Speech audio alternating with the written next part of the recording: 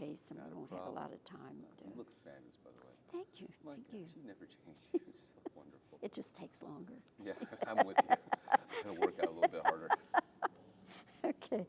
Tell me when. Let me get a little more level for me, please, Bobbie. Okay, I'll be at about this level with Lou Diamond Phillips, my dear friend. Fantastic. Okay, we are rolling. Lou, it is so great to have you back in Fort Worth, and especially for A Few Good Men. People know the movie, of course, but a lot of people don't realize it was first a stage play. Did you ever see it as a stage play? I saw it with Tom Hulse and Stephen Lang on Broadway. And at the time, Aaron Sorkin wasn't the West Wing Aaron Sorkin. He wasn't, you know, this man who had created so much great television. And I knew that they were going to make a movie of it, so I went to see it to see if there's any roles for me. But it was a wonderful, wonderful play, and it's very cinematic. But the dialogue and the characters are so rich and so wonderful. And of course, now we have, you know, Tom Cruise and Jack Nicholson firmly entrenched in our minds. But for Jensen and I, Jensen Ackles, who's playing the Cruise role, you get back to that text, you get back to that book and what it's about, and it's powerful. And when it's just actors on a stage with those words, without all of the, you know, the stuff that a movie brings to it, I think you hear the words a little bit better. And it's an amazing piece, and you know, because of where we're at right now in this country, it's a very timely piece.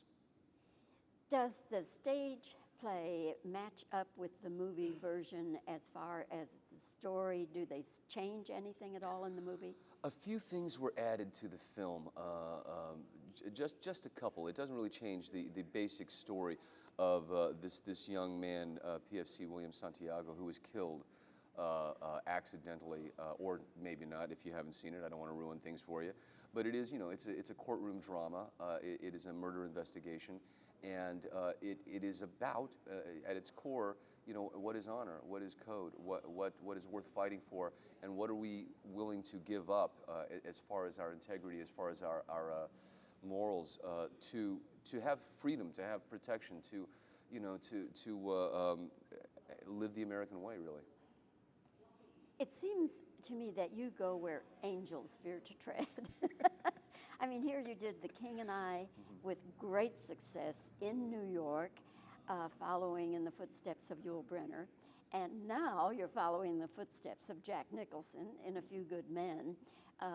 Is this just kind of your destiny, or do you seek this? I think when they have a role that is so, you know, identified with somebody else, they think, okay, who's dumb enough to do this? Who's going to come in and, you know, try to, you know, not top Yul Brynner or Jack Nicholson, but, you know, do something different. And what I love, and what I keep repeating is that this work, this art that we're dealing with, these plays, be it The King and I, be it A Few Good Men, be it Camelot, they're literature, but they're living literature, and they're meant to be performed, and they're meant to be interpreted, and they're meant to be brought to new audiences. If we said, you know what, Nicholson did it, Yul Brynner did it, there's no point in doing it anymore, then these plays wouldn't get seen. So I relish the opportunity to come in, put my stamp on it, do something a little different, and bring it to an audience that you know, might be surprised by what they see. You find yourself in front of the mirrors practicing, you can't handle the truth. You know, that's the one I've got to avoid, and I've got to, you know, try not to talk like this for the entire time we're rehearsing. You know what I'm saying, Bobbie? But you know, that's the one that everybody identifies with. The funny thing, though, is that the line is slightly different in the play. In the film, Cruise gives Nicholson the setup, I want the truth.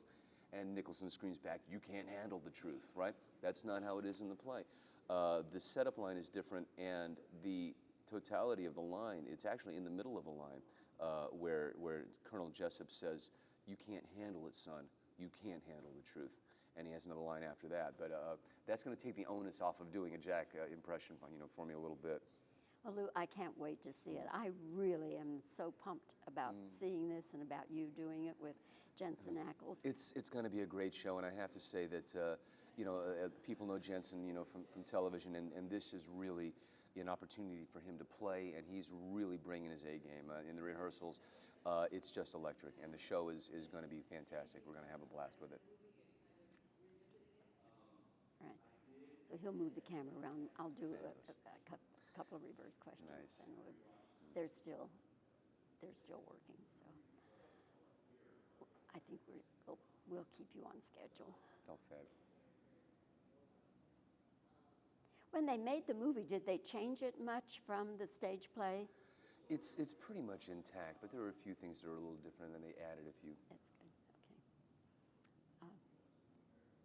You really go where angels fear to tread. You followed Yul Brynner in The King and I with great success, and now here you are following Jack Nicholson in A Few Good Men. Do you seek this sort of thing, or is it just your destiny? I think when they have a role like that, they look around for the dumbest actor they can find, and Okay. All right.